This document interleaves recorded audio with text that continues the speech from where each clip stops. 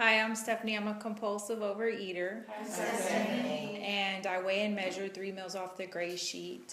I write them down and I call them into my sponsor. And I eat the 3 meals a day with nothing in between. It took me a while to get that little mantra down, but I got it. I got it. And I really do those things no matter what. Just want to say a little prayer because this is impromptu for me. So just God help me, and thy will be done, and whatever I need to say, and take away the bondage of self so that I may bear witness to those I may help. Because I really believe that. I really believe that that's one thing that I hold on to, is that I pray that I can bear witness to somebody else that I can help, and I believe that God will keep me abstinent and take away my difficulties if I can share with somebody else, one of his other children, and so I just hold on to that. It's like, if I can share the gift and the freedom of what GreySheet has given to me and taken away that obsession, that he'll continue to help me one day at a time. So I believe that with all of my heart. So I love the third step prayer. What it was like, what happened, and what it's like now. Well, I'm still a baby. I'm still a baby, and I know that. I'm still a baby. I'll have 6 months. I'll have 6 months back-to-back abstinence on the 28th, and this is my first time. In a week, I guess.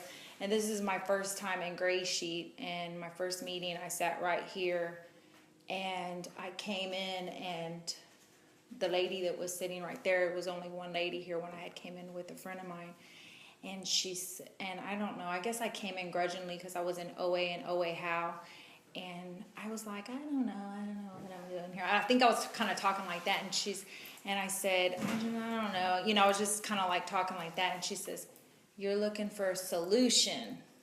And I said, yeah, that's what I'm looking for.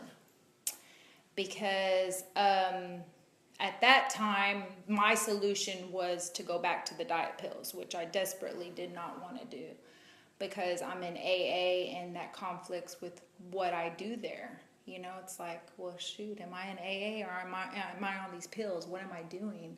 And I would you know what I mean? Like, what am I doing here? And I would be sitting, going to the diet doctor and thinking, well, I'm sober and I'm sponsoring people. I'm so confused on what I'm doing, and I'm like, well, I don't want to be overweight because my husband's going to give me a hard time. He might leave me. You know what I mean? I have to take these diet pills. It was like I have to take them. And I was feeling crazier than ever. That's how I got here. But just to back it up, just to establish myself as a compulsive overeater,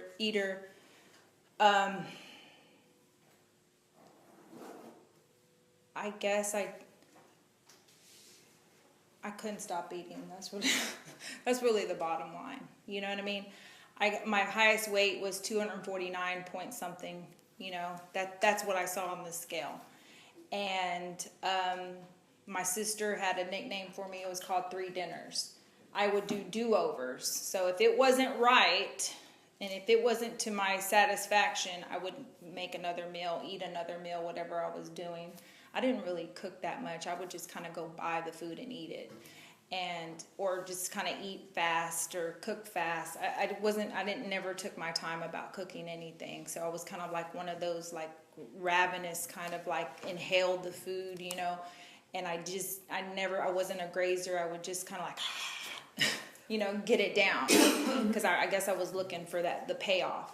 And fast food junkie. I went to 5 fast foods in one day one time, and I made myself sick. I was like, why do I feel so sick? And I started counting. Oh, I did that.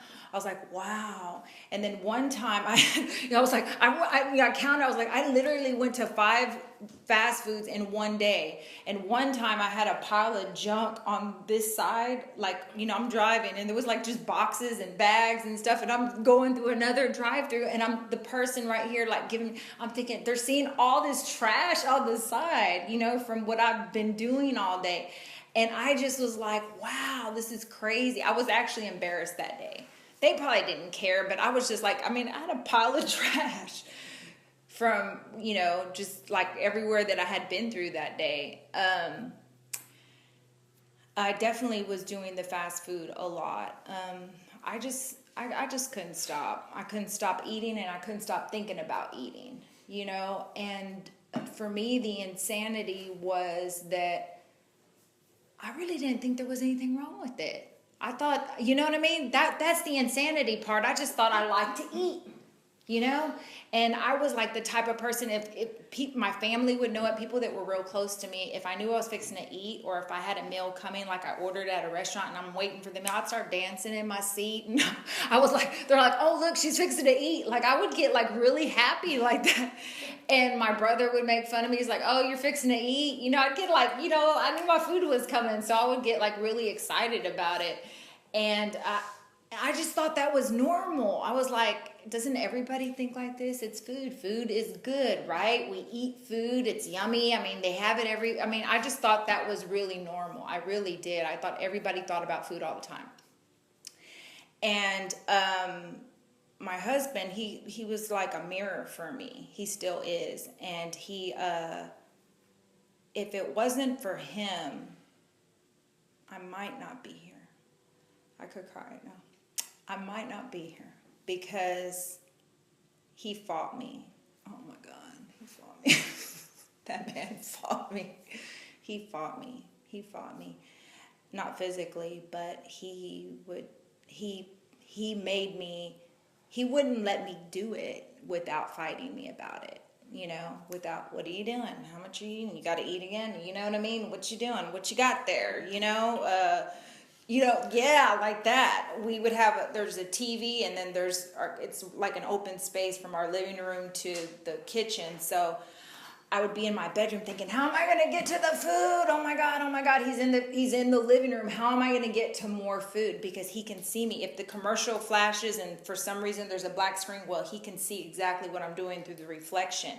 So I had to wait and time it just right, act like I'm throwing the trash away. I mean, all kinds of stuff. Then I'd get it, put it in my pocket, go in there, close the door. I mean, I got busted so many times.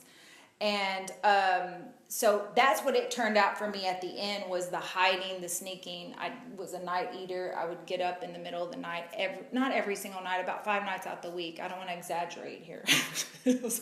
Some nights I would sleep through the whole night, but about 5 nights out of the week, I would get up and I would go to the refrigerator, and I just remember not wanting to do it. Not wanting to go and eat at 2 o'clock in the morning. Like, what the heck am I doing?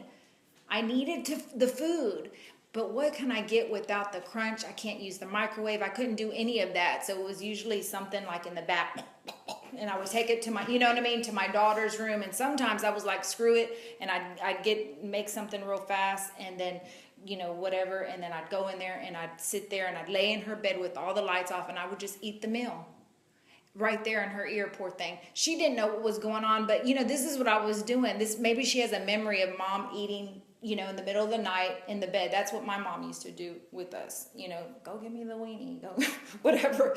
You know what I mean? And she would send us down to go get the food, and we would just eat alongside with her. Like that was what we did. You know, we wake up, we eat. You know, and so I was doing that, and I was. Most of the days, I just was thinking, I don't know why I cannot not eat in the middle of the night. My body called to eat, and it was just like, wake up, go to the kitchen. I'm like, oh. You know, it was dreadful. And so I would go and I would just continue to do that. And anyways, I have stories upon stories upon stories, but I'm a compulsive overeater, and the thing is that I was in such a denial. Even when I got here, I was in such a denial that it says it in the big book that every obsession, our obsession is that we want to eat like the normal person, right?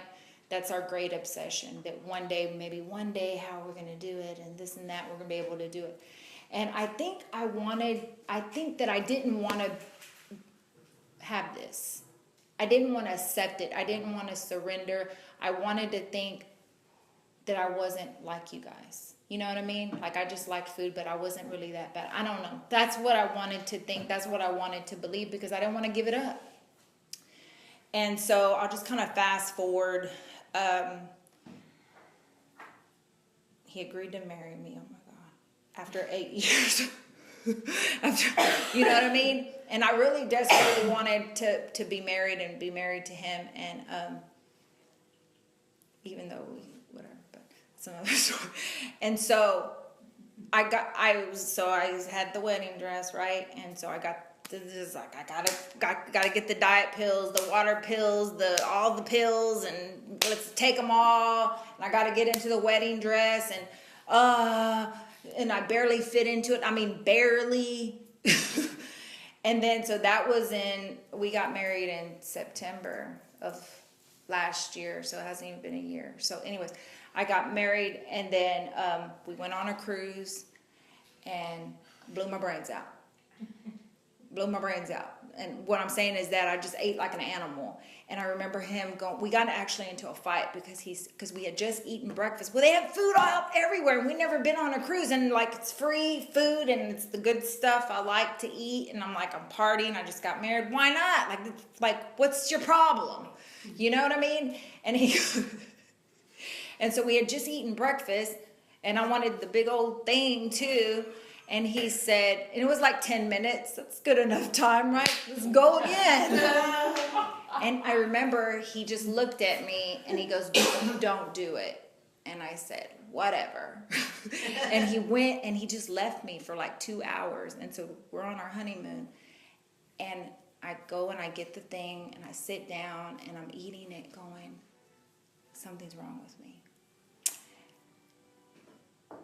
And I ate the thing, and then I find him a couple hours later, and we just just rolled it over, you know, like he knew, I don't know. Just let it go.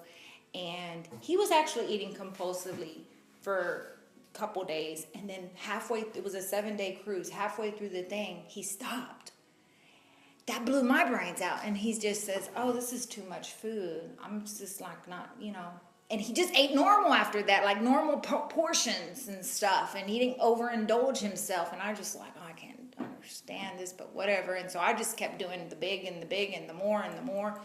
And then anyways, when I got home, this is what I told myself. One more day. I just need one more day. I never got off the cruise, okay? I never got off the cruise until I got here. Never. And I just said, just one more day, just one more day of eating, one more day of eating. I don't know. I just didn't want to stop.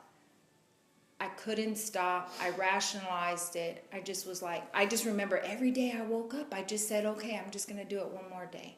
I'm not ready yet. I don't know what was going to happen after the one more day. I have no idea. But I was just one more day, one more day, one more day, one more day. And I was didn't want to look in the mirror. I would take a bath, shower with the lights off. The double chin was coming. The clothes, none of my clothes were fitting me anymore. The terror. And then I was still one more day, one more day, one more day. And he goes, none of your clothes are going to fit you. And I was just like, shut up. You know what I mean? Just leave me alone. That was my thing to get more food, was to get angry. You know, leave me alone. Don't talk to me. And just eat with the tears and the crying, and just, anyway, so desperate. But anyway, so fast forward, I got here, and I didn't really want to come, but she was my sponsor at the time, and I was like, I knew that I needed to come, but I knew if I came, I was going to make some type of commitment, because why come if I'm not going to at least try? And so I got the Desire chip that day, and I got the food plan, and I had heard about Grey Sheet, but I knew that it worked, because I had known people that it had worked for, but I knew it was strict. But I was willing to try it, because my alternative was the diet pills, and I didn't want to go back there, and they really didn't work anyways. They really stopped working for me. And so here's the good stuff. Okay, so the good stuff is I came in and I started coming to the meetings and I got on the phone bridge and I jumped all in and I'm timing on the phone bridge and now I'm leading the meetings and I'm just like, give me everything. I'm calling everybody, anybody that'll talk to me. Just calling, recipe, asking questions, yes ma'aming it up and okay and falling in line and just, not saying but, because I knew how that worked when I was in AA and it availed me as nothing. So I understand 12 steps, it's like half measures availed us nothing, let us go absolutely, let go absolutely, the result was nil and all of this stuff. So I knew that you guys used the 12 steps in that book, and I know that it worked for me in AA, and if I did what worked for me in AA, that it would work for me here. I knew that. So I was like, okay, I gotta follow some rules. I gotta just do what they do. If I do what they do, then I'll get what they get. And I was inspired so much by like Diana and Grania.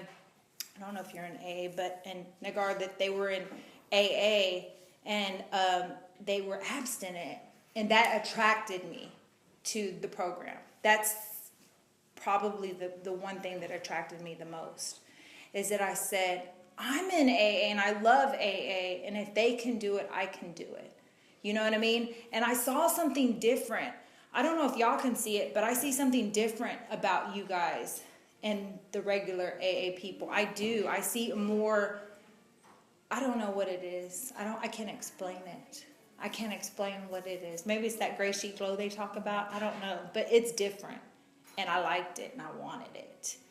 And so I had to do what you guys do. And what you guys do is y'all follow that food plan. You know what I mean? And y'all eat the 3 meals with nothing in between. And Molly talks about the neutrality with food. I'm not there yet. But I know it'll come. You know what I mean? It's getting better. My life is... Oh my gosh, I woke up this morning and I was in such a good mood and I'm like dancing around and stuff. I mean, that wasn't me before 6 months ago. I was, angry and angry. Angry. I was mad a lot. And I was just such in a good mood, and I was playing with my cat and my dog and my husband, and then my daughter woke up and I'm like, I gotta go to the meeting, I'll be back, and all this stuff, you know what I mean? And and it's all because I'm abstinent. It really is. And God, thank you, God. God is so good to me. God is so good. God is so good. God brought me to you guys, and I'll just close with that because you can't get better than God. Thank you. That's it. Thanks, Stephanie. Thanks, Stephanie.